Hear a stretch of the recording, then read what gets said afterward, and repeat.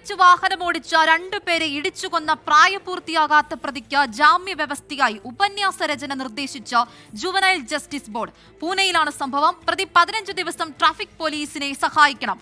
മദ്യാസക്തി മാറാൻ ചികിത്സ വേണമെന്നും ജാമ്യ വ്യവസ്ഥയിലുണ്ട്.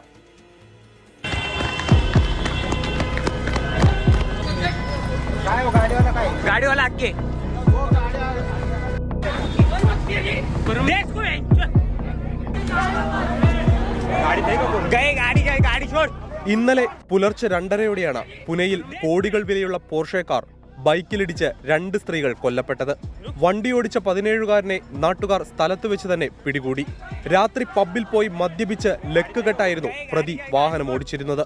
സ്ഥലത്തെ ഒരു വൻകിട ബിൽഡറുടെ മകനാണ് ഇയാൾ.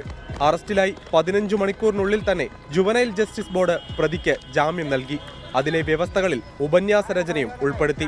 റോഡ് അപകടങ്ങളെക്കുറിച്ച് ഉപന്യാസം എഴുതണം. ട്രാഫിക് പോലീസിനെ 15 ദിവസം സഹായിക്കണം. പ്രതിക്ക് കൗൺസിലിംഗ് നൽകണം. മദ്യാസക്തി മാറാനുള്ള ചികിത്സ കൂടി നടത്തി റിപ്പോർട്ട് നൽകാനാണ് നിർദ്ദേശം. പ്രായപൂർത്തിയാകാത്ത പ്രതിക്ക് കാർ നൽകിയ പിതാവിനെയും പ്രതിക്ക് മദ്യം നൽകിയ പബ്ബുടമയെയും പ്രതിയാക്കിയിട്ടുണ്ട്. രാത്രി 1:30-ക്ക് ശേഷം പബ്ബുകൾ പ്രവർത്തിക്കരുതെന്ന നിയമമുണ്ടെങ്കിലും ഇത് പാലിക്കപ്പെടാറില്ല. അപകടത്തിന് പിന്നാലെ റെയ്ഡ് വ്യാപകമാക്കിയിട്ടുണ്ട് പോലീസ്. 24 മുംബൈ.